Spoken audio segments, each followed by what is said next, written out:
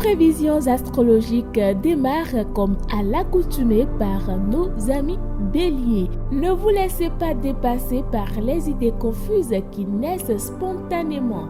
Agissez selon vos priorités. La lassitude se fait sentir, vous auriez besoin d'évasion, de changement d'air, de sortie de votre quotidien. Natif du signe Taureau, votre soif de vivre vient positivement à la rescousse pour chasser vos nostalgies. Tournez-vous vers vos amis pour partager du bon temps ou saisissez toutes les occasions qui peuvent vous faire sortir de votre routine. Profitez des plaisirs de l'existence. Amis Gémeaux, grâce à un regain d'optimisme, votre vision du monde et de vous-même s'élargit. Vos projets prennent tout leur sens, l'harmonie est de retour dans vos échanges et tout vous sourit. Alors ne laissez pas passer ce bénéfique climat.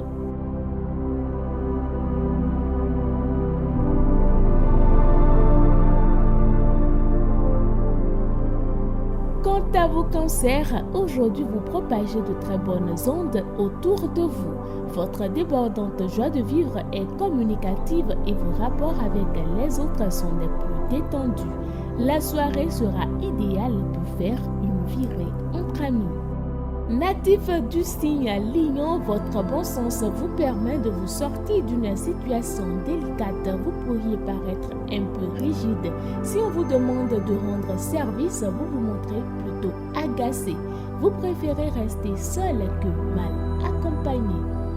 Vous êtes vierge, vous vous sentez plus vif et plus énergique. C'est le début d'une étape bien plus heureuse et productive qui commence.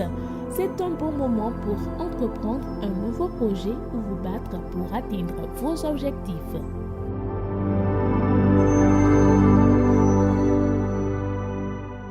Balance, la calmie présente est idéale pour penser à votre avenir à long terme. Vous évitez ainsi des bévures. L'accent est mis sur la qualité de vos relations.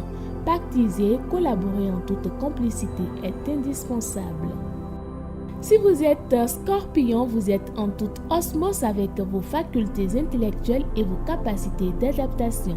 Ainsi, vous allez être particulièrement efficace pour prendre votre élan, vous investir pleinement et entraîner les autres à vous suivre. Nous sommes à vous, amis Sagittaires. N'abusez pas de votre temps de parole, vous manquiez d'écoute pour exposer vos idées brillamment et surtout, laissez le temps aux autres de réagir, laissez-les s'exprimer, leurs remarques ou leurs conseils pourraient vous être utiles.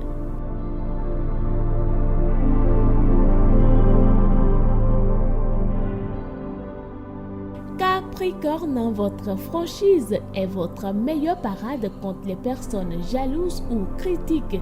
Avec vos 4 étoiles en humeur, vous montrez les dents avec le sourire. Avec cette attitude positive, vous êtes bien capable de retourner les plus grognons avec beaucoup de charme.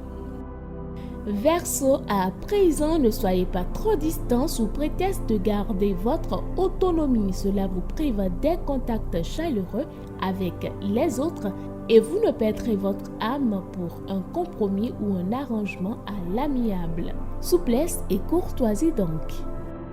Poisson, pour finir, aujourd'hui, votre état d'esprit vous rend bien plus sociable. Vos relations vont en bénéficier tout particulièrement. De plus, votre franchise va vous permettre de résoudre un ancien malentendu dans votre cercle amical. La communication est à l'honneur.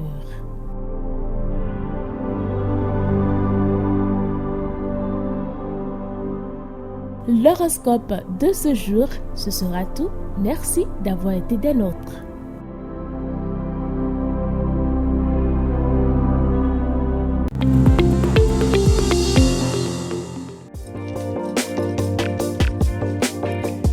Le 5 juillet 1811, les guerres napoléoniennes et l'occupation de l'Espagne encouragent la bourgeoisie de Caracas, capitale de Venezuela, à revendiquer l'indépendance du pays sur la conduite de Francisco de Miranda. Le petit peuple toutefois se tient en retrait de ce mouvement par attachement au roi Ferdinand VII et surtout dans la crainte d'être davantage exploité par les futurs dominants qu'ils ne le sont pas les fonctionnaires espagnols. Le 5 juillet 1830, le maréchal Bourmont s'empare d'Alger avec un corps expéditionnaire de 35 000 hommes. L'expédition était prévue pour ne pas durer.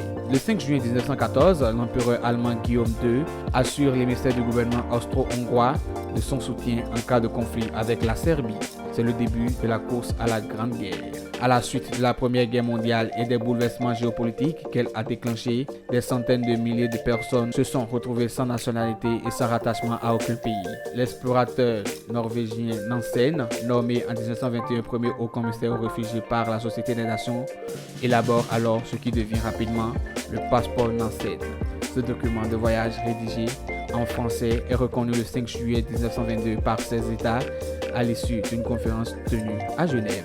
Valable à l'origine pour les Russes, il est par la suite étendu à d'autres nationalités et reconnu par un nombre croissant d'États.